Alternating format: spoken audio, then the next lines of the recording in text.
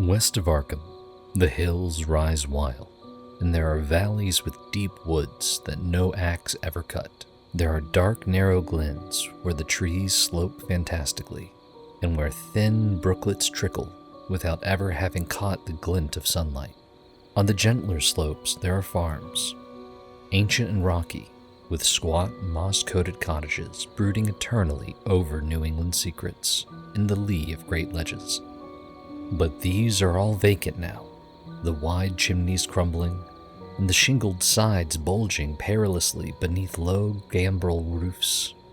The old folks have gone away, and foreigners do not like to live there. French Canadians have tried it, Italians have tried it, and the Poles have come and departed. It is not because of anything that can be seen or heard or handled, but because of something that is imagined. The place is not good for the imagination, and does not bring restful dreams at night. It must be this which keeps the foreigners away, for old Ami Pierce has never told them of anything he recalls from the strange days. Ami, whose head has been a little queer for years, is the only one who still remains, or who ever talks of the strange days. And he dares to do this because his house is so near the open fields and the traveled roads around Arkham. There was once a road over the hills and through the valleys that ran straight where the blasted heath is now, but people ceased to use it, and a new road was laid curving far toward the south. Traces of the old one can still be found amidst the weeds of returning wilderness, and some of them will doubtless linger even when half the hollows are flooded for the new reservoir. Then, the dark woods will be cut down, and the blasted heath will slumber far below blue waters, whose surface will mirror the sky and ripple in the sun, and the secrets of the strange days will be one with the deep secrets, one with the hidden lore of old ocean, and all the mystery of primal earth. When I went into the hills and vales to survey for the new reservoir, they told me the place was evil. They told me this in Arkham, and because that is a very old town full of witch legends, I thought the evil must be something which grandmas had whispered to children through centuries. The name, Blasted Heath, seemed to me very odd and theatrical, and I wondered how it had come into the folklore of a Puritan people. Then I saw that dark westward tangle of glens and slopes for myself, and ceased to wonder at anything besides its own elder mystery. It was morning when I saw it, but shadow lurked always there. The trees grew too thickly, and their trunks were too big for any healthy New England wood. There was too much silence in the dim alleys between them, and the floor was too soft with the dank moss and mattings of infinite years of decay. In the open spaces, mostly along the line of the old road, there were little hillside farms, sometimes with all the buildings standing, sometimes with only one or two, and sometimes with only a lone chimney or fast-filling cellar. Weeds and briars reigned, and furtive wild things rustled in the undergrowth. Upon everything was a haze of restlessness and oppression, a touch of the unreal and the grotesque, as if some vital element of perspective or sarcassio were awry. I did not wonder that the foreigners would not stay, for this was no region to sleep in. It was too much like a landscape of Salvator Rosa, too much like some forbidden woodcut in a tale of terror. But even all this was not so bad as the blasted heath. I knew it the moment I came upon it at the bottom of a spacious valley, for no other name could fit such a thing, or any other thing fit such a name. It was as if the poet had coined the phrase from having seen this one particular region. It must, I thought as I viewed it, be the outcome of a fire. But why had nothing new ever grown over those 5 acres of gray desolation that sprawled open to the sky like a great spot eaten by acid in the woods and fields? It lay largely to the north of the ancient road line, but encroached a little on the other side. I felt an odd reluctance about approaching, and did so at last only because my business took me through and past it. There was no vegetation of any kind on that broad expanse, but only a fine gray dust or ash which no wind seemed to ever blow about. The trees near it were sickly and stunted, and many dead trunks stood or lay rotting at the rim. As I walked hurriedly by, I saw the tumbled bricks and stones of an old chimney and cellar on my right, and the yawning black maw of an abandoned well, whose stagnant vapors played strange tricks with the hues of the sunlight. Even the long, dark woodland climb beyond seemed welcome in contrast, and I marveled no more at the frightened whispers of Arkham people. There had been no house or ruin near. Even in the old days, the place must have been lonely and remote. And at twilight, dreading to repass that ominous spot, I walked circuitously back to the town by the curving road on the south. I vaguely wished some clouds would gather, for an odd timidity about the deep sky voids above had crept into my soul. In the evening, I asked old people in Arkham about the blasted heath, and what was meant by the phrase "strange days," which so many evasively muttered. I could not, however, get any good answers, except that all the mystery was much more recent than I had dreamed. It was not a matter of old legendary at all, but something within the lifetime of those who spoke. It had happened in the 80s, and a family had disappeared or was killed. Speakers would not be exact, and because they all told me to pay no attention to old Ammi Pierce's crazy tales, I sought him out the next morning. Having heard that he lived alone in the ancient tottering cottage where the trees first began to get very thick, it was a fearsomely archaic place, and had begun to exude the faint miasmal odor which clings about houses that had stood too long. Only with the persistent knocking could I rouse the aged man, and when he shuffled timidly to the door, I could tell he was not glad to see me. He was not so feeble as I had expected, but his eyes drooped in a curious way, and his unkempt clothing and white beard made him seem very worn and dismal. Not knowing just how he could best be launched on his tales, I feigned a matter of business, told him of my surveying, and asked vague questions about the district. He was far brighter and more educated than I had been led to think, and before I knew it, had grasped quite as much of the subject as any man I had talked with in Arkham. He was not like other rustics I had known in the sections where reservoirs were to be. From him there were no protests at the miles of old wood and farmland to be blotted out, though perhaps there would have been had not his home lain outside the bounds of the future lake. Relief was all that he shewed. Relief at the doom of the dark ancient valleys through which he had roamed all his life. They were better underwater now, better underwater since the strange days. And with this opening, his husky voice sank low, while his body leaned forward and his right forefinger began to point shakily and impressively. It was then I heard the story, and as the rambling voice scraped and whispered on, I shivered again and again despite the summer day.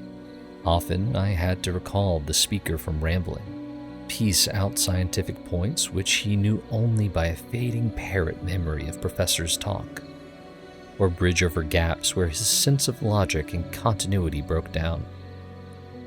When he was done, I did not wonder that his mind had snapped a trifle, or that the folk of Arkham would not speak much of the blasted heath. I hurried back before sunset to my hotel, unwilling to have the stars come out above me in the open, and the next day returned to Boston to give up my position.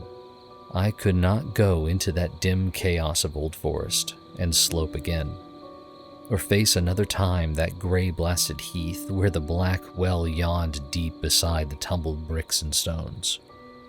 The reservoir will soon be built now, and all those elder secrets will be safe forever under watery fathoms.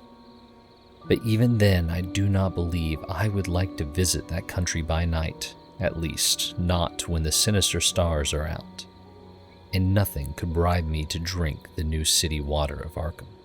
It all began, old Ami said, with the meteorite.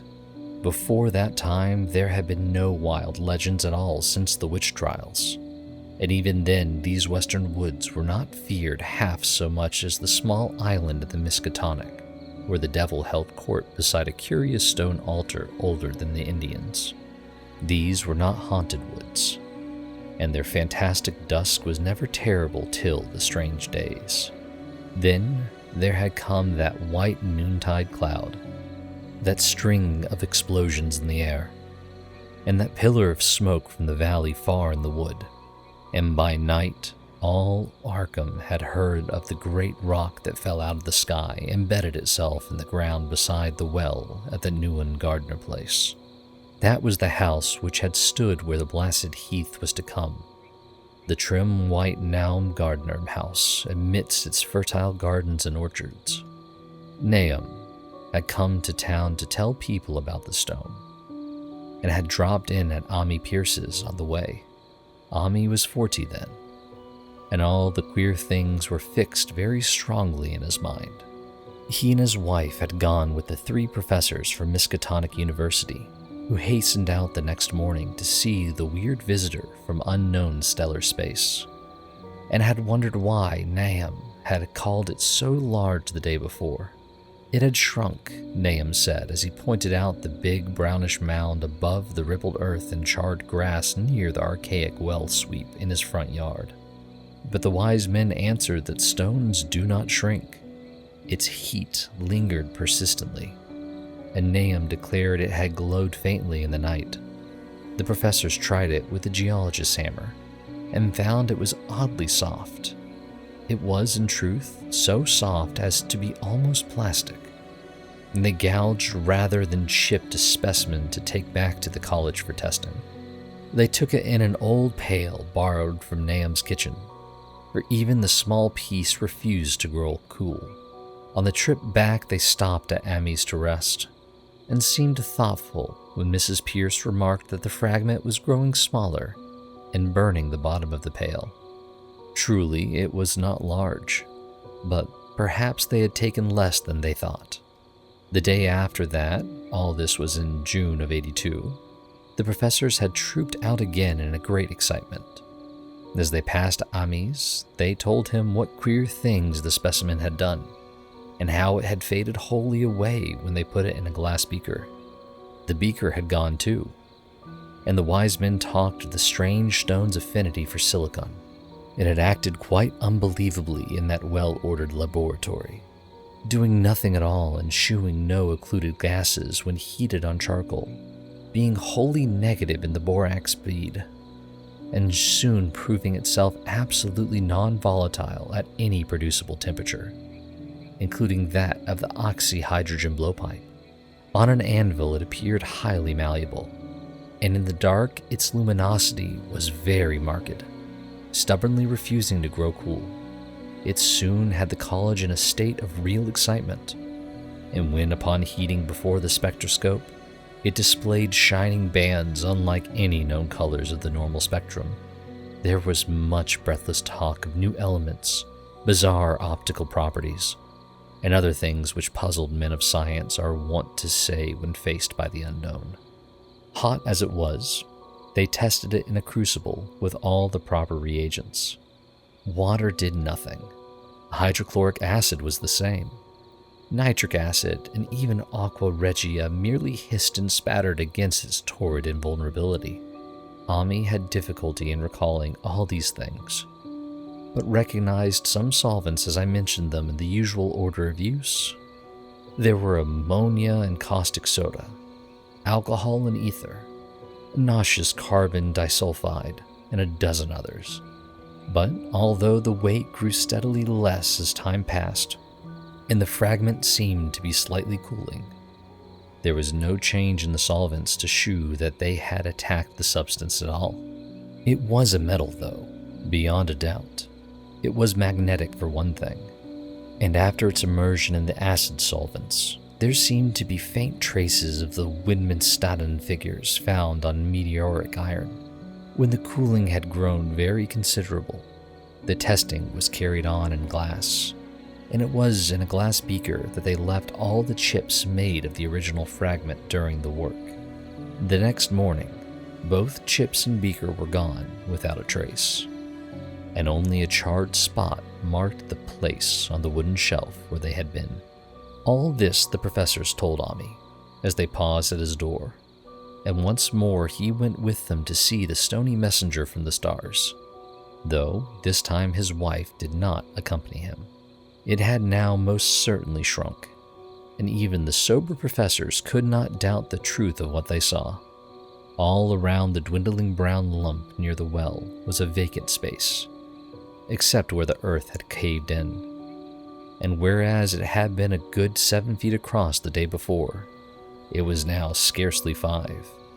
It was still hot, and the sages studied its surface curiously as they detached another and larger piece with a hammer and chisel.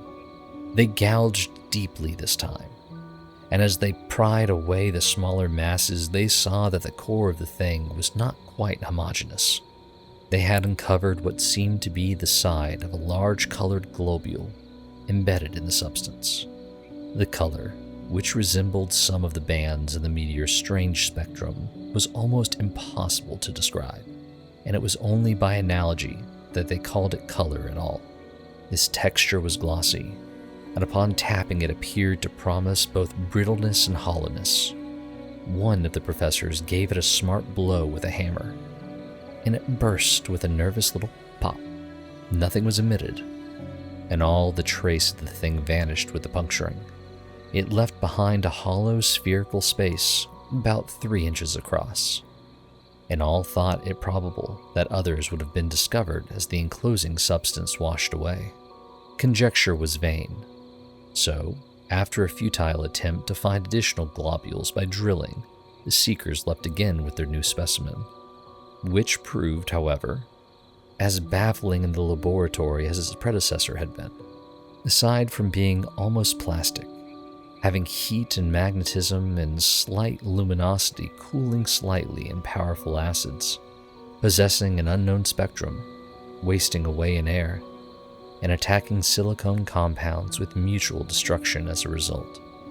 It presented no identifying features whatsoever, and at the end of the tests, the college scientists were forced to own that they could not place it. It was nothing of this earth, but a piece of the great outside, and as such dowered with outside properties and obedient to outside laws. That night there was a thunderstorm, and when the professor went out to Nahum's the next day, they met with a bitter disappointment. The stone, magnetic as it had been, must have had some peculiar electrical property, for it had drawn the lightning, as Nahum said with a singular persistence. 6 times within an hour the farmers saw the lightning strike the furrow in the front yard, and when the storm was over, nothing remained but a ragged pit by the ancient well sweep, half choked with caved-in earth. Digging had borne no fruit, and the scientists verified the fact of the utter vanishment. The failure was total, so that nothing was left to do but go back to the laboratory and test again the disappearing fragment left carefully cased in lead. That fragment lasted a week, at the end of which nothing of value had been learned of it. When it had gone, no residue was left behind, and in time, the professors felt scarcely sure that had indeed seen with waking eyes that cryptic vestige of the fathomless gulfs outside, that lone, weird message from other universes and other realms of matter, force, and entity. As was natural, the Arkham papers made much of the incident with its collegiate sponsoring, and sent reporters to talk with Nahum Gardner and his family. At least one Boston daily also sent a scribe, and Nahum quickly became a kind of local celebrity. He was a lean, genial person of about 50, living with his wife and 3 sons on the pleasant farmstead in the valley. He and Ami exchanged visits frequently, as did their wives, and Ami had nothing but praise for him after all these years. He seemed slightly proud of the notice his place had attracted, and talked often of the meteorite in the succeeding weeks. That July and August were hot, and Nahum worked hard at his haying in the 10-acre pasture across the Chapman's Brook, his rattling wain wearing deep ruts in the shadowy lanes between. The labor tired him more than it had in other years, and he felt that age was beginning to tell on him. Then fell the time of fruit and harvest. The pears and apples slowly ripened, and Nahum vowed that his orchards were prospering as never before. The fruit was growing to phenomenal size and unwotted gloss, and in such abundance that extra barrels were ordered to handle the future crop. But with the ripening came sore disappointment, for of all that gorgeous array of specious lusciousness, not one single jot was fit to eat. Into the fine flavor of the pears and apples had crept a stealthy bitterness and sickishness, so that even the smallest of bites induced a lasting disgust. It was the same with the melons and tomatoes, and Nahum sadly saw that his entire crop was lost. Quick to connect events, he declared that the meteorite had poisoned the soil, and thanked heaven that most of the other crops were in the upland lot along the road. Winter came early, and was very cold. Ami saw Nahum less often than usual, and observed that he had begun to look worried.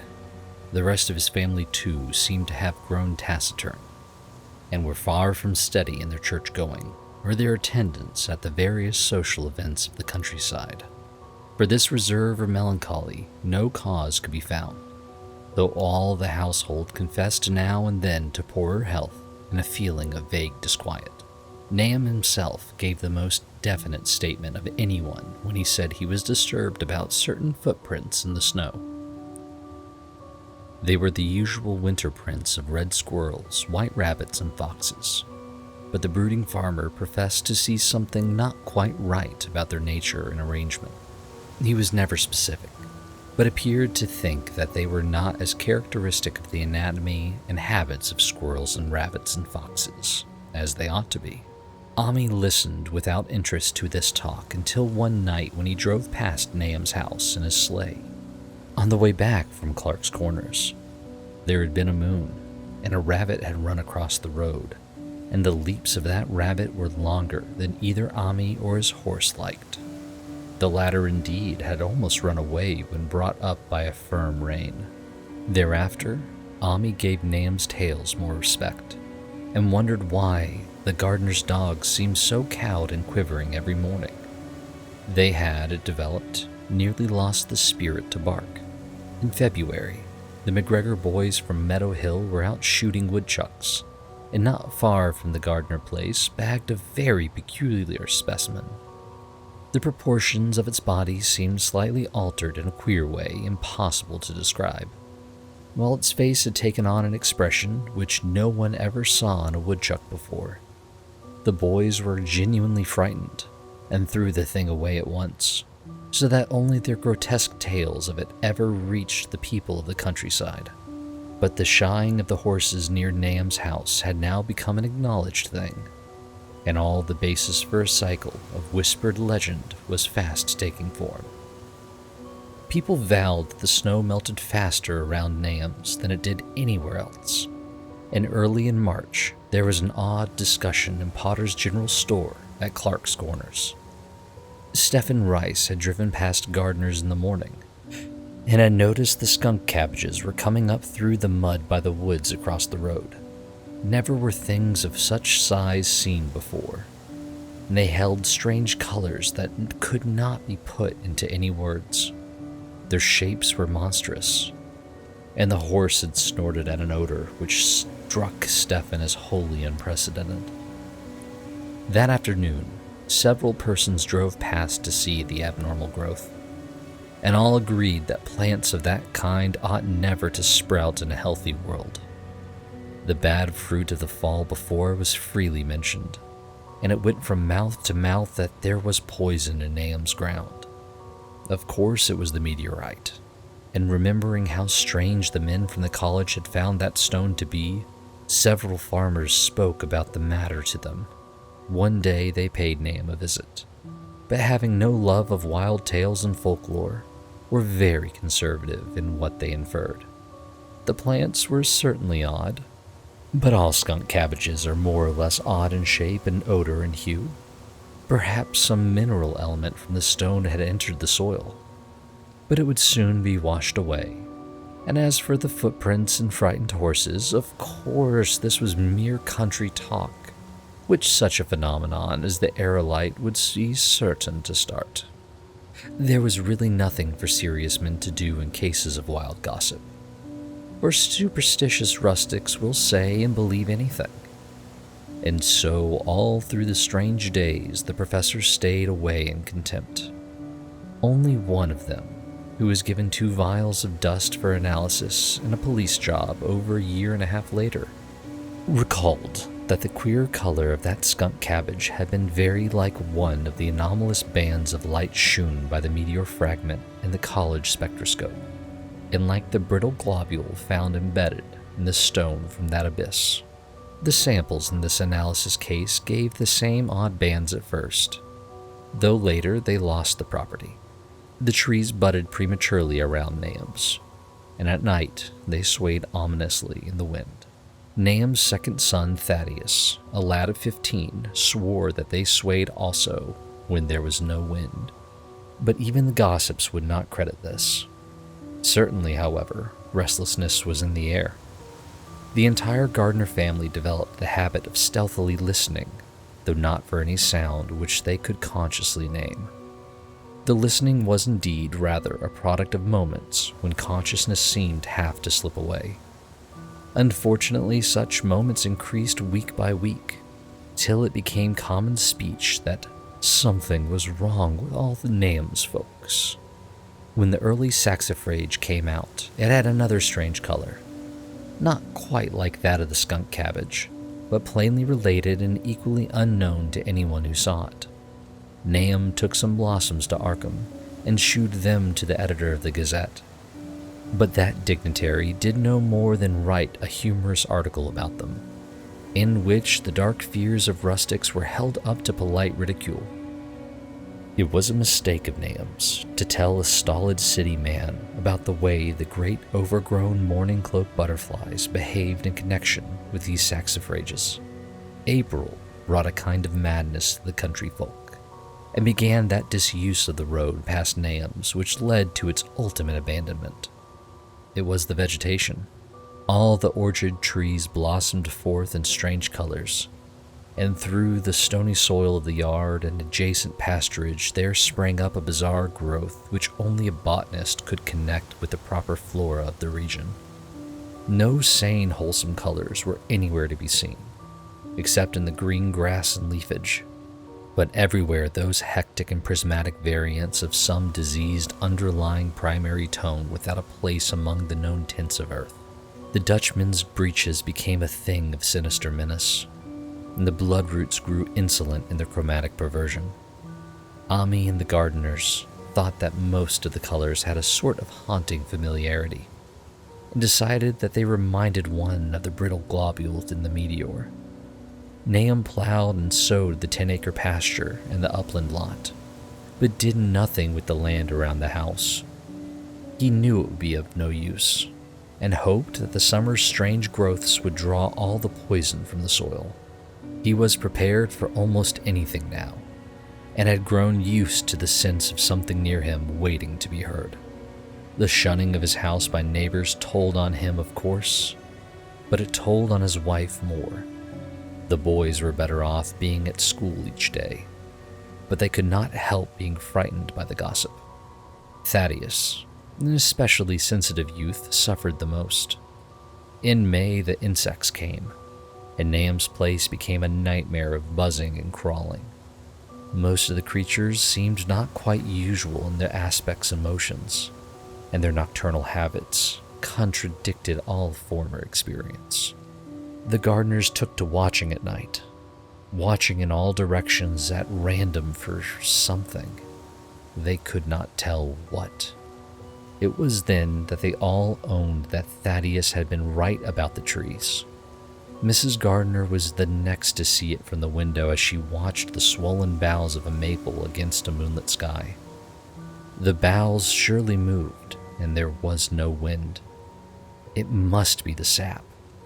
Strangeness had come into everything growing now. Yet it was none of Nahum's family at all who made the next discovery. Familiarity had dulled them, and what they could not see was glimpsed by a timid windmill salesman from Bolton, who drove by one night in ignorance of the country legends.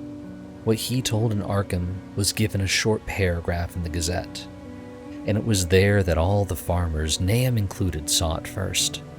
The night had been dark and buggy lamps faint, but around a farm in the valley, which everyone knew from the account must be Nahum's, the darkness had been less thick. A dim, though distinct luminosity seemed to adhere in all the vegetation, grass, leaves, and blossoms alike, while at one moment a detached pine of the phosphorescence appeared to stir furtively in the yard near the barn. The grass had so far seemed untouched, and the cows were freely pastured in the lot near the house. But toward the end of May, the milk began to be bad. Then Nahum had the cows driven to the uplands, after which the trouble ceased. Not long after this, the change in grass and leaves became apparent to the eye. All the verdure was going gray, and was developing a highly singular quality of brittleness. Ami was now the only person who ever visited the place, and his visits were becoming fewer and fewer. When school closed, the gardeners were virtually cut off from the world, and sometimes let Ami do the errands in town. They were failing curiously, both physically and mentally, and no one was surprised when the news of Mrs. Gardner's madness stole around. It happened in June, about the anniversary of the meteor's fall, and the poor woman screamed about things in the air which she could not describe. In her raving, there was not a singular specific noun, but only verbs and pronouns. Things moved and changed and fluttered, and ears tingled to impulses which were not wholly sounds. Something was taken away. She was being drained of something. Something was fastening itself on her that ought not to be. Someone must make it keep off. Nothing was ever still in the night. The walls and windows shifted. Nahum did not send her to the country asylum, but let her wander about the house as long as she was harmless to herself and others. Even when her expression changed, he did nothing. But when the boys grew afraid of her, and Thaddeus nearly fainted at the way she made faces at him, he decided to keep her locked in the attic. By July, she had ceased to speak and crawled on all fours. And before that month was over, Nahum got the mad notion that she was slightly luminous in the dark, as he now clearly saw was the case with the nearby vegetation. It was a little before this that the horses had stampeded. Something had aroused them in the night, and their neighing and kicking in their stalls had been terrible. There seemed virtually nothing to do to calm them, and when Nahum opened the stable door, they all bolted out like frightened woodland deer. It took a week to track all four, and when found, they were seen to be quite useless and unmanageable. Something had snapped in their brains, and each one had to be shot for its own good. Nahum borrowed a horse from Ami for his haying, but found it would not approach the barn. It shied and balked and whinnied, and in the end he could do nothing but drive it into the yard, while the men used their own strength to get the heavy wagon near enough the hayloft for convenient pitching. And all the while, the vegetation was turning gray and brittle. Even the flowers whose hues had been so strange were graying now, and the fruit was coming out gray and dwarfed and tasteless. The asters and goldenrod bloomed gray and distorted, and the roses and zinnias and hollyhocks in the front yard were so blasphemous-looking things that Nahum's oldest boy Zinna cut them down. The strangely puffed insects died about that time, even the bees that had left their hives and taken to the woods. By September, all the vegetation was fast crumbling to a grayish powder, and Nahum feared that the trees would die before the poison was out of the soil. His wife now had spells of terrific screaming, and he and the boys were in a constant state of nervous tension. They shunned people now, and when school opened, the boys did not go. But it was Ami, on one of his rare visits, who first realized that the well water was no longer good. It had an evil taste that was not exactly fetid, nor exactly salty.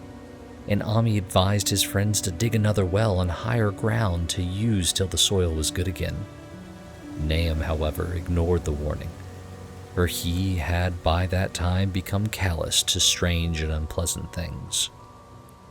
He and the boys continued to use the tainted supply, drinking it as listlessly and mechanically as they ate their meager and ill-cooked meals, and did their thankless and monotonous chores through the aimless days. There was something of stolid resignation about them all, as if they walked half in another world between lines of nameless guards to a certain and familiar doom. Thaddeus went mad in September after a visit to the well. He had gone with a pail and had come back empty-handed, shrieking and waving his arms, and sometimes lapsing into an inane twitter or whisper about, "The color's moving down there." 2 in one family was pretty bad, but Nahum was very brave about it. He let the boy run about for a week until he began stumbling and hurting himself, and then he shut him in an attic room across the hall from his mother's.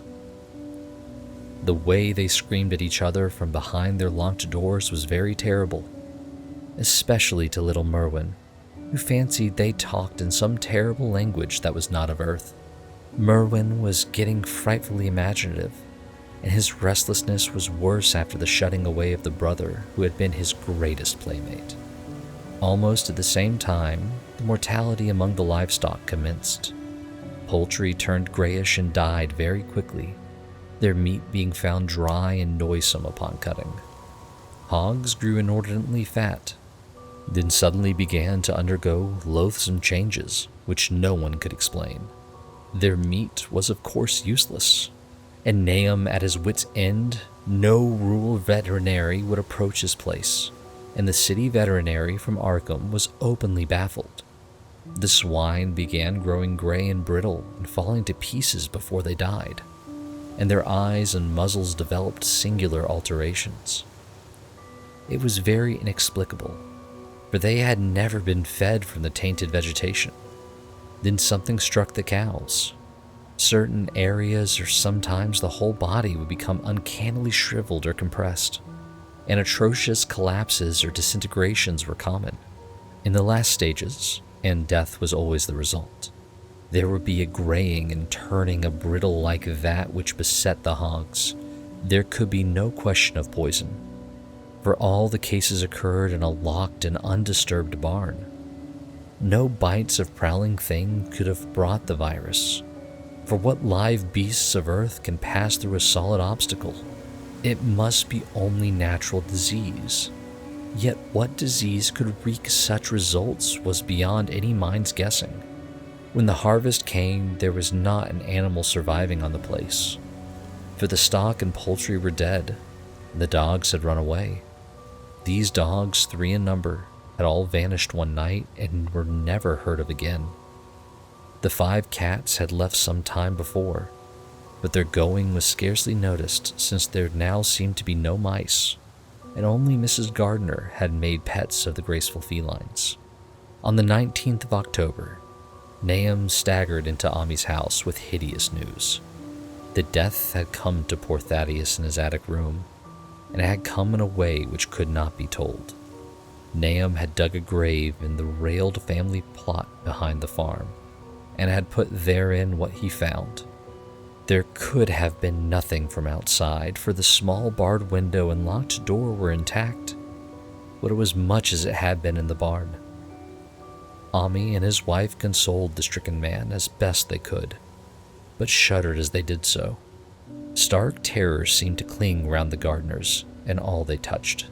In the very presence of one in the house was a breath from regions unnamed and unnameable.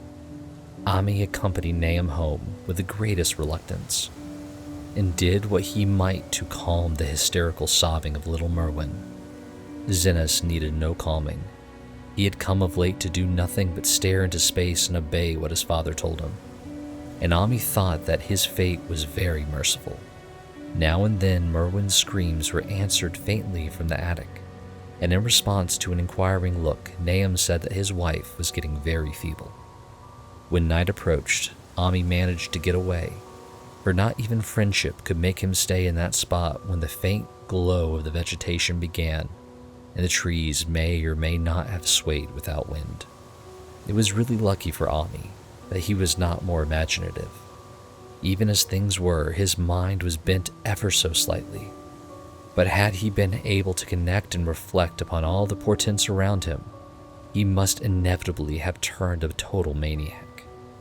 In the twilight, he hastened home, the screams of the mad woman and the nervous child ringing horribly in his ears.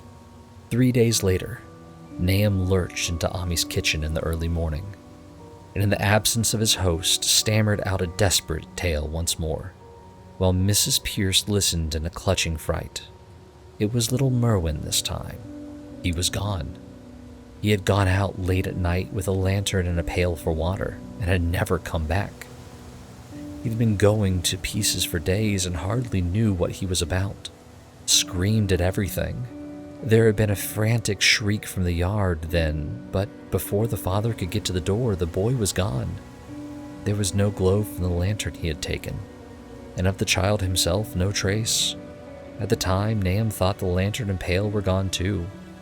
But when dawn came and the man had plodded back from his all-night search of the woods and fields, he had found some very curious things near the well.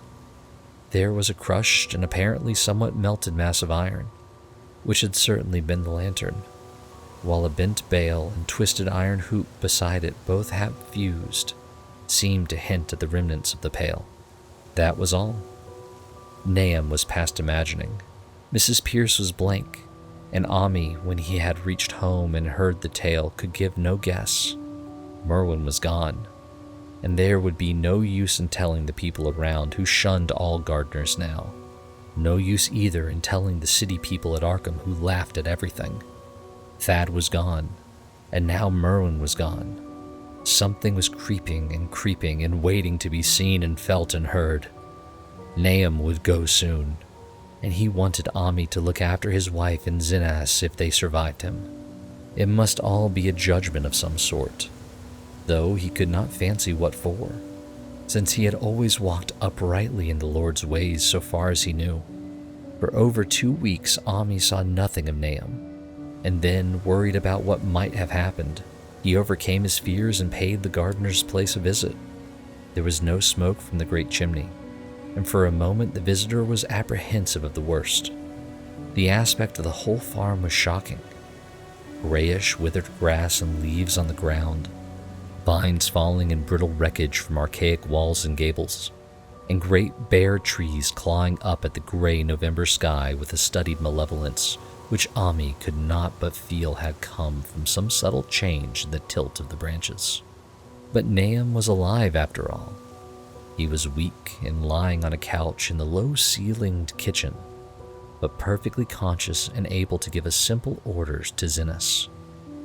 The room was deadly cold, and as Ami visibly shivered, the host shouted huskily to Zinas for more wood. The wood indeed was sorely needed, since the cavernous fireplace was unlit and empty, with a cloud of soot blowing about in the chill wind that came down the chimney. Presently Nahum asked him if the extra wood had made him any more comfortable, and then Ami saw what had happened. The stoutest cord had broken at last, and the hapless father's mind was proof against more sorrow. Questioning tactfully, Ami could get no clear data at all about the missing Zinas. "In the well. He lives in the well," was all that the clouded father would say. Then there flashed across the visitor's mind a sudden thought of the mad wife, and he changed his line of inquiry. "Nabby? Why, here she is," was the surprised response of poor Nahum, and Ami soon saw that he must have searched for himself. Leaving the harmless babbler on the couch, he took the keys from their nails beside the door and climbed the creaking stairs to the attic. It was very close and noisome up there, and no sound could be heard from any direction. Of the 4 doors in sight, only one was locked, and on this he tried various keys on the ring he had taken. The 3rd key proved the right one, and after some fumbling, Ami threw open the low white door. It was quite dark inside, for the window was small and half obscured by the crude wooden bars, and Ami could see nothing at all on the wide planked floor. The stench was beyond enduring, and before proceeding further, he had to retreat to another room and return with his lungs filled with breathable air. When he did enter, he saw something dark in the corner, and upon seeing it more clearly, he screamed outright. While he screamed, he thought a momentary cloud eclipsed the window, and a second later, he felt himself brushed as if by something hateful current of vapor. Strange colors danced before his eyes, and had not a present horror numbed him, he would have thought of the globule in the meteor that the geologist's hammer had shattered, and of the morbid vegetation that had sprouted in the spring. As it was, he thought only of the blasphemous monstrosity which confronted him, and which all too clearly had shared the nameless fate of young Thaddeus and the livestock. But the terrible thing about this horror was that it very slowly and perceptibly moved as it continued to crumble. Ami would give me no added particulars to this scene, but the shape in the corner does not reappear in his tale as a moving object. There are things which cannot be mentioned, and what is done in common humanity is sometimes cruelly judged by the law. I gathered that no moving thing was left in that attic room, and that to leave anything capable of motion there would have been a deed so monstrous as to damn any accountable being to eternal torment. Anyone but a stolid farmer would have fainted or gone mad, but Ami walked conscious through that low doorway and locked the accursed secret behind him. There would be Nahum to deal with now. He must be fed and tended and removed to some place where he could be cared for. Commencing his descent of the dark stairs, Ami heard a thud below him. He even thought a scream had been suddenly choked off, and recalled nervously the clammy vapor which had brushed by him in that frightful room above. What presence had his cry and entry startled up? Halted by some vague fear, he heard still further sounds below. Inaudibly, there was a sort of heavy dragging, and a most detestably sickly noise as of some fiendish and unclean species of suction. With an associative sense goaded to feverish heights, he thought unaccountably of what he had seen upstairs. Good God, what eldritch dream world was this into which he had blundered? He dared move neither backward nor forward, but stood there trembling at the black curve of the boxed-in staircase. Every trifle of the scene burned itself into his brain. The sounds, the sense of dread expectancy, the darkness, the steepness of the narrow steps, and merciful heaven, the faint but unmistakable luminosity of all the woodwork in sight. Steps, sides, exposed laths, and beams alike. Then there burst forth a frantic whinny from Ami's horse outside, followed at once by a clatter which told of a frenzied runaway. In another moment, horse and buggy had gone beyond earshot, leaving the frightened man on the dark stairs to guess what had sent them. But that was not all. There had been another sound out there, a sort of liquid splash. Water, it must have been the well. He had left Hero untied near it, and a buggy wheel must have brushed the coping and knocked in a stone. And still, the pale phosphorescence glowed in that detestably ancient woodwork. God, how old the house was. Most of it built before 1670, and the gambrel roof not later than 1730. A feeble scratching on the floor downstairs now sounded distinctly, and Ami's grip tightened on a heavy stick he had picked up in the attic for some purpose. Slowly, nerving himself, he finished his descent and walked boldly toward the kitchen. But he did not complete the walk, because what he sought was no longer there. It had come to meet him, and it was still alive after a fashion. Whether it had crawled or whether it had been dragged by any external force, Ami could not say. But the death had been at it. Everything had happened in the last half hour, but collapse, graying, and disintegration were already far advanced. There was a horrible brittleness, and dry fragments were scaling off. Ami could not touch it, but looked horrifiedly into the distorted parody that had been a face. "What was it? Nahum, was it?" he whispered, and the cleft, bulging lips were just about to crackle out a final answer. "Nothing. Nothing." The color, it burns. Cold and wet, but it burns. It lived in the well. I seen it. A kind of smoke, just like the flowers last spring. The well shone at night. That and marine and zinnas, everything alive, sucking the life out of everything in that stone. It must have come in that stone. Pies the whole place. I don't know what it wants. That round thing them men from the college dug out in the stone, they smashed it. It was the same color. Just the same, like the flowers and plants. Must have been more of 'em. Seeds. Seeds they growed. I seen it the first time this week. It must have got strong on Zinnis. He was a big boy, full of life. It beats down your mind and gets you. Burns you up. In the well water, you was right about that. Evil water. Zinnis never come back from the well. Can't get away. Draws you. You know something's coming, but 'tain't no use. I seen it time and again since Zinnis was took. Where's Nobby, Hemmy? My head's no good. Don't know how long since I fed her. It'll get her if we ain't careful. Just a color. Her face is getting to half that color sometimes toward night, and it burns and sucks. It come from some place where things ain't as they is here. One of them professors said so. He was right. Look out, Amy. It'll do something more. Sucks the life out. But that was all. That which spoke could speak no more, because it had completely caved in. Ami laid a red checkered tablecloth over what was left and reeled out the back door into the fields. He climbed the slope to the 10-acre pasture and stumbled home by the north road in the woods. He could not pass that well from which his horse had run away. He had looked at it through the window and had seen that no stone was missing from the rim.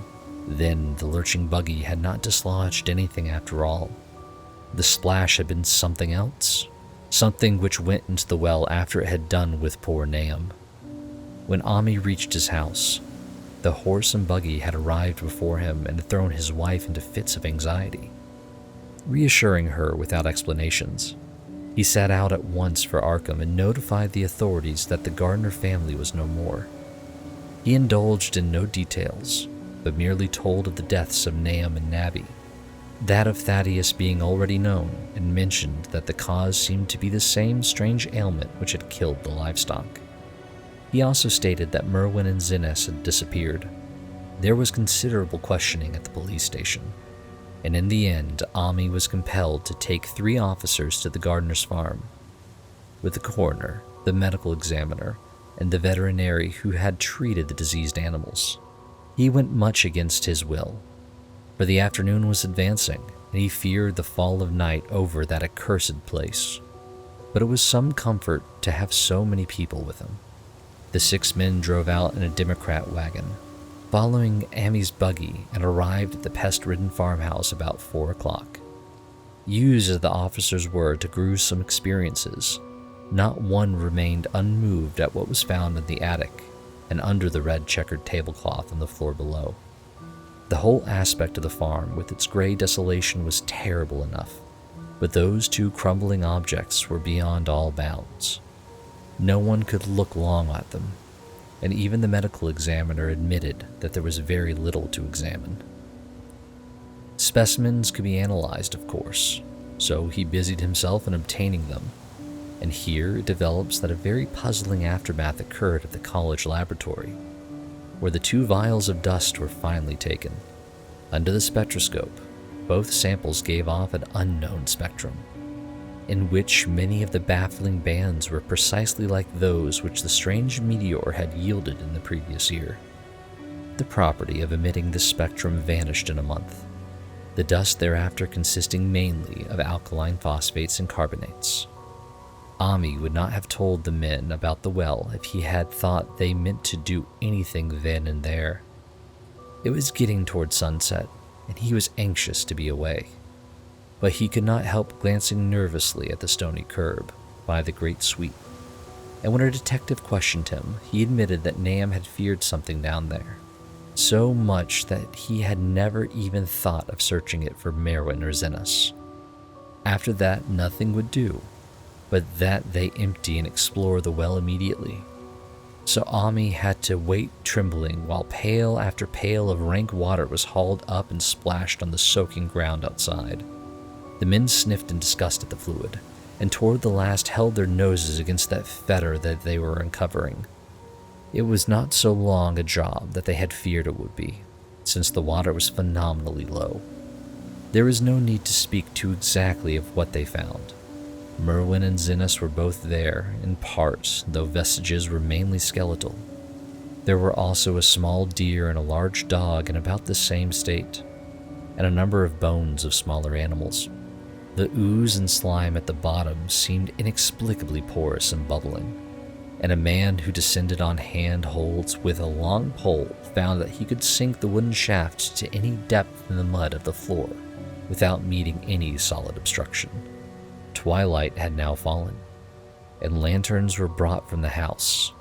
Then, when it was seen that nothing further could be gained from the well, everyone went indoors and conferred in the ancient sitting room, while the intermittent light of a spectral half-moon played wanly on the gray, desolate outside.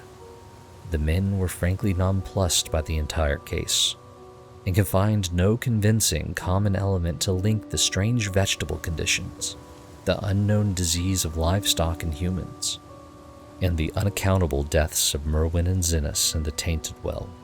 They had heard the common country talk, it is true, but could not believe that anything contrary to natural law had occurred. No doubt the meteor had poisoned the soil, but the illness of persons and animals who had eaten nothing grown in that soil was another matter. Was it the well water? Very possibly. It might be a good idea to analyze it, but what peculiar madness could have made both boys jump into the well? Their deeds were so similar, and the fragments shewed that they had both suffered from the gray, brittle death. Why was everything so gray and brittle? It was the coroner, seated near a window overlooking the yard, who first noticed the glow about the well.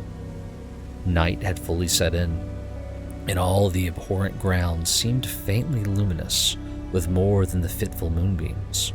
But this new glow was something definite and distinct, and appeared to shoot up from the black pit like a softened ray from a searchlight, giving dull reflections in the little ground pools where the water had been emptied.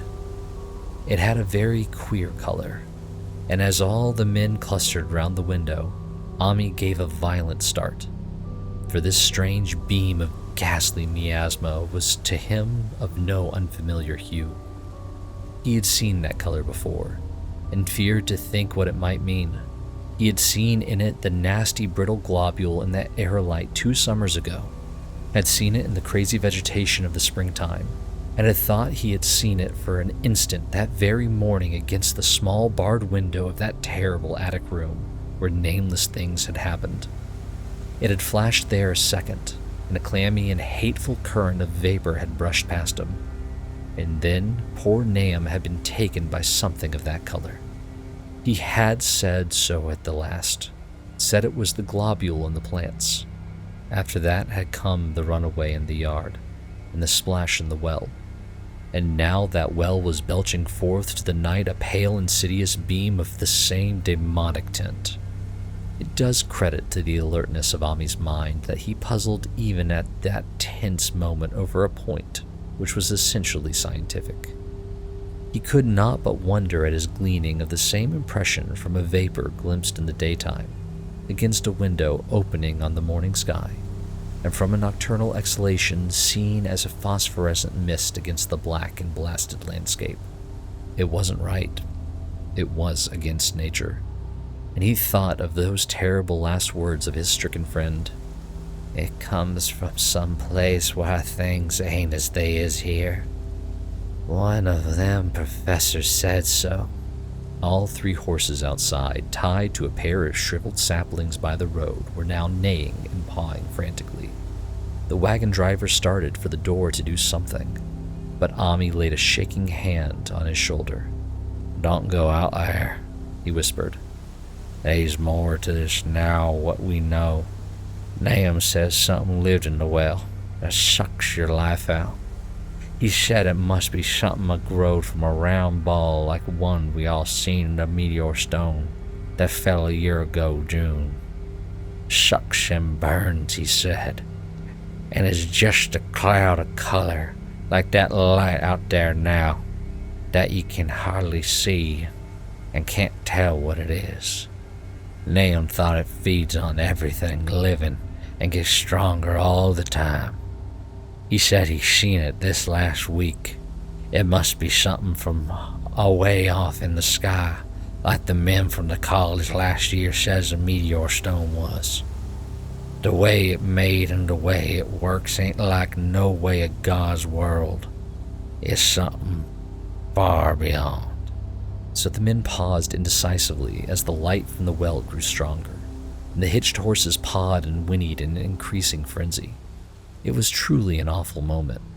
With terror in that ancient and accursed house itself, 4 monstrous sets of fragments, 2 from the house and 2 from the well, and the woodshed behind, and that shaft of unknown and unholy iridescence from the slimy depths in front. Ami had restrained the driver on impulse, forgetting how uninjured he himself after that clumsy brushing of that colored vapor in the attic room. But perhaps it is just as well that he acted as he did. No one will ever know what was abroad that night, and though the blasphemy from beyond had not so far hurt any human of unweakened mind, there is no telling what it might not have done at that last moment.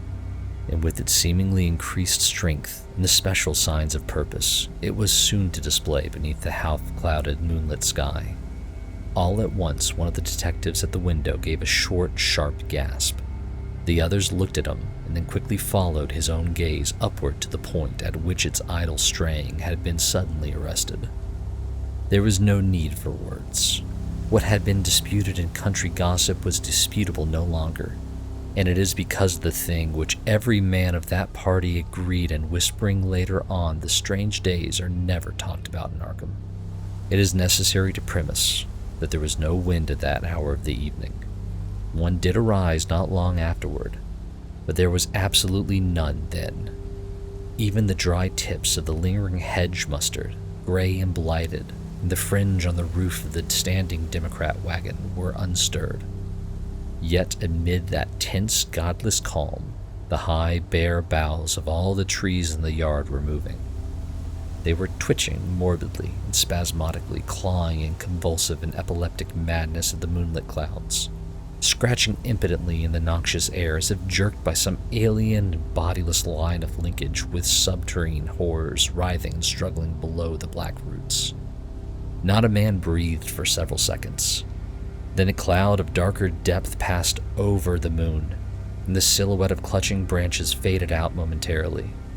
At this there was a general cry, muffled with awe, but husky and almost identical from every throat, for the terror had not faded with the silhouette, and in a fearsome instant of deeper darkness the watchers saw wriggling at that treetop height 1,000 tiny points of faint and unhallowed radiance, tipping each bough like the fire of St. Elmo, or the flames that came down from the apostles' heads at Pentecost.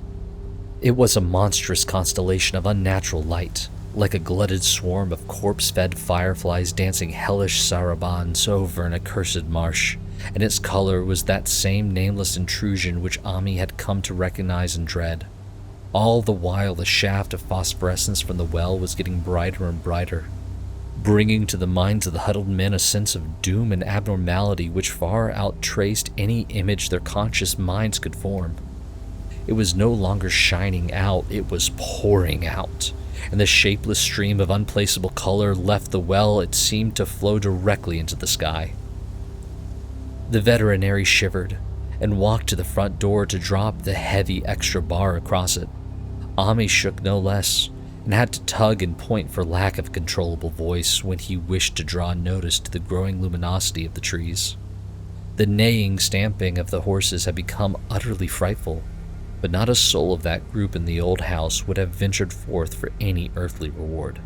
With the moments the shining of the trees increased, while their restless branches seemed to strain more and more toward verticality. The wood of the well sweep was shining now, and presently a policeman dumbly pointed to some wooden sheds and beehives near the stone wall in the west. They were commencing to shine too, though the tethered vehicles of the visitors seemed so far unaffected. Then there was a wild commotion and clopping in the road, and as Ami quenched the lamp for better seeing, they realized that the span of frantic grays had broke their sapling and run off with the Democrat wagon. The shock served to loosen several tongues, and embarrassed whispers were exchanged. "It spreads on everything organic that's been around here," muttered the medical examiner. No one replied, but the man who had been in the well gave a hint that his long pole must have stirred up something intangible. "It was awful," he added. "There was no bottom at all, just ooze and bubbling, and the feeling of something lurking under there." Ami's horse still pawed and screamed deafeningly in the road outside, and nearly drowned its owner's faint quavers as he mumbled his formless reflections. "It come from that stone. It growed down there. It got everything living. It fed itself on a mind and body. That and Marine and Xanis and Navi. Nam was the last. They all drunk the water. It got strong on 'em. It come from beyond where things ain't like they be here. And now it's going home." At this point, as the column of unknown color flared suddenly stronger and began to weave itself into fantastic suggestions of shape, which each spectator later described differently, there came from poor tethered hero such a sound as no man before or since ever heard from a horse. Every person in that low-pitched sitting room stopped his ears, and Ami turned away from the window in horror and nausea. Words could not convey it. When Ami looked out again, the hapless beast lay huddled inert on the moonlit ground, between the splintered shafts of the buggy. That was the last of Hero, till they buried him the next day. But the present was no time to mourn, for almost at this instant a detective silently called attention to something terrible in the very room with them. In the absence of the lamplight, it was clear that a faint phosphorescence had begun to pervade the entire apartment. It glowed on the broad planked floor, and the fragment of rag carpet, and shimmered over the sashes of the small paned windows. It ran up and down the exposed corner posts, coruscated about the shelf and mantel, and infected the very doors and furniture. Each minute saw it strengthen, and at last it was very plain that healthy living things must leave that house. Ami shewed them the back door and the path up through the fields to the 10-acre pasture. They walked and stumbled as in a dream, and did not dare to look back till they were far away on the high ground. They were glad of the path, but they could not have gone the front way, by that well. It was bad enough passing the glowing barn and sheds, and those shining orchard trees with their gnarled, fiendish contours, but thank heaven the branches did their worst twisting high up. The moon went under some very black clouds as they crossed the rustic bridge over Champman's Brook, and it was blind groping from there to the open meadows. When they looked back toward the valley and the distant Gardner place at the bottom, they saw a fearsome sight. All the farm was shining with the hideous unknown blend of color. Trees, building, and even such grass and herbage as had not been wholly changed to lethal gray brittleness. The boughs were all straining skyward, tipped with tongues of foul flame, and lambent tricklings of the same monstrous fire were creeping about the ridgepoles of the house, barn, and sheds. It was a scene from a vision of Fuseli, and over all the rest reigned that riot of luminous aphorousness, that alien and undimensioned rainbow of cryptic poison from the well, seething, feeling, lapping, reaching, scintillating, straining, and malignantly bubbling in its cosmic and unrecognizable chromatism. Then, without warning, The hideous thing shot vertically up toward the sky like a rocket or meteor, leaving behind no trail and disappearing through a round and curiously regular hole in the clouds before any man could gasp or cry out. No watcher can ever forget that sight, and Ami stared blankly at the stars of Cygnus Deneb twinkling above the others, where the unknown color had melted into the Milky Way. But his gaze was the next moment called swiftly to earth by the crackling in the valley. It was just that, only a wooden ripping and crackling, and not an explosion, as so many others of the party vowed. Yet the outcome was the same, for in one feverish, kaleidoscopic instant there burst up from that doomed and accursed farm a gleamingly eruptive cataclysm of unnatural sparks and substance, blurring the glance of the few who saw it, and sending forth to the zenith a bombarding cloudburst of such colored and fantastic fragments as our universe must need disown. Through quickly reclosing vapors they followed the great morbidity that had vanished, and in another second they had vanished too.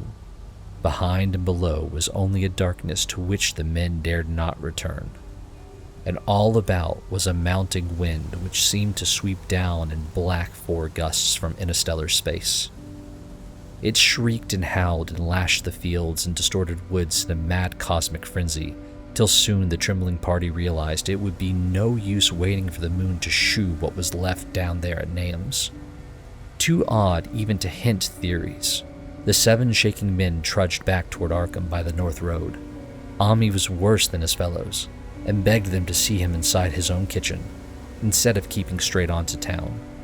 He did not wish to cross the nighted, wind-whipped woods alone to his home on the main road, for he had an added shock that the others were spared, and was crushed forever with a brooding fear he dared not even mention for many years to come. As the rest of the watchers on that tempestuous hill had stolidly set their faces toward the road, Ami had looked back an instant at the shadowed valley of desolation, so lately sheltering his ill-starred friend, and from that stricken, faraway spot, he had seen something feebly rise, only to sink down again upon the place from which the great shapeless horror had shot into the sky.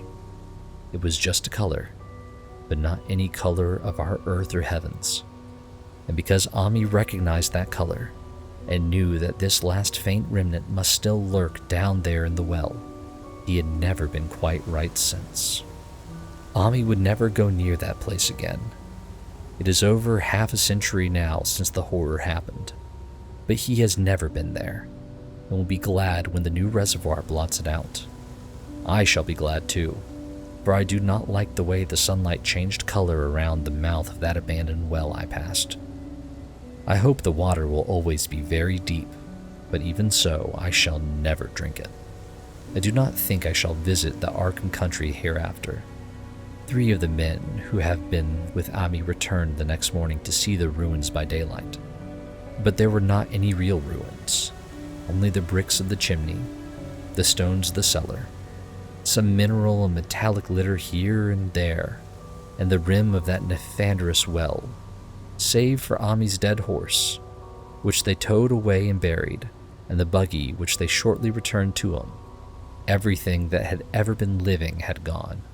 5 eldritch acres of dusty gray desert remained, nor has anything ever grown there since.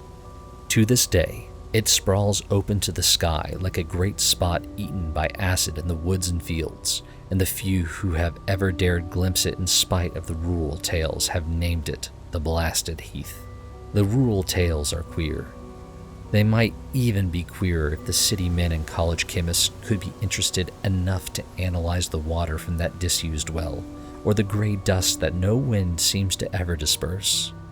Botanists too ought to study the stunted flora on the borders of that spot, for they might shed light on the country notion that the blight is spreading.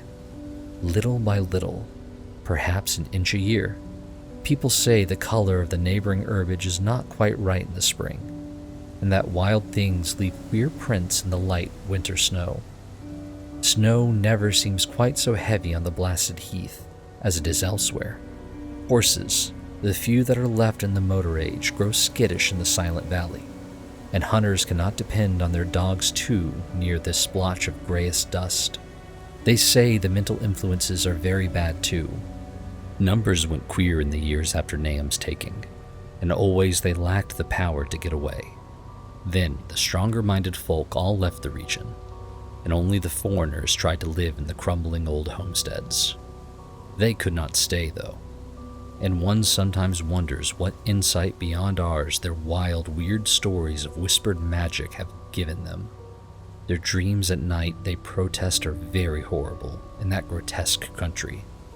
And surely, the very look of the dark realm is enough to stir a morbid fancy. No traveler has ever escaped a sense of strangeness in these deep ravines, and artists shiver as they paint thick woods whose mystery is as much of the spirit as of the eye. I myself am curious about the sensation I derived from my one lone walk before Ami told me his tale. When twilight came, I had vaguely wished some clouds would gather, for an odd timidity about the deep sky voids above had crept into my soul. Do not ask me for my opinion. I do not know, that is all. But there was no one but Ami to question, for Arkham people will not talk about the strange days, and all 3 professors who saw the aerolite and its colored globule are dead. There were other globules dependent upon that. One must have fed itself and escaped, and probably there was another which was too late. No doubt it is still down the well. I know there was something wrong with the sunlight I saw above that miasmal brink. The rustics say the blight creeps an inch a year, so perhaps there is a kind of growth or nourishment even now. But whatever daemon hatchling is there, it must be tethered to something, or else it would quickly spread. Is it fastened to the roots of those trees that claw the air? One of the current Arkham's tales is about fat oaks that shine and moo as they ought not to do at night. What it is, only God knows. In terms of matter, I suppose the thing Ami described would be called a gas, but this gas obeyed laws that are not of our cosmos. There was no fruit of such worlds and suns as shine on the telescopes and photographic plates of our observatories. This was no breath from the skies whose motions and dimensions our astronomers measure or deem too fast to measure. It is just a color out of space, a frightful messenger from unformed realms of infinity beyond all nature as we know it, from realms whose mere existence stuns the brains and numbs us with the black extra-cosmic gulfs it throws open before our frenzied eyes. I doubt very much if Ami consciously lied to me. I do not think his tale was at all a freak of madness, as the townsfolk had forewarned. Something terrible came to the hills and valleys on that meteor, and something terrible, though I know not what in what proportions, still remains. I shall be glad to see the water come. Meanwhile, I hope nothing will happen to Ami. He saw so much of the thing, and its influence was so insidious. Why has he never been able to move away? How clearly he recalled those dying words of Nahum's. Can't get away. Draws you. You know something's coming, but 'tain't no use. Ami is such a good old man. When the reservoir gangs get to work, I must write the chief engineer to keep a sharp watch on him. I would hate to think of him as the gray, twisted, brittle monstrosity, which persists more and more in troubling my sleep.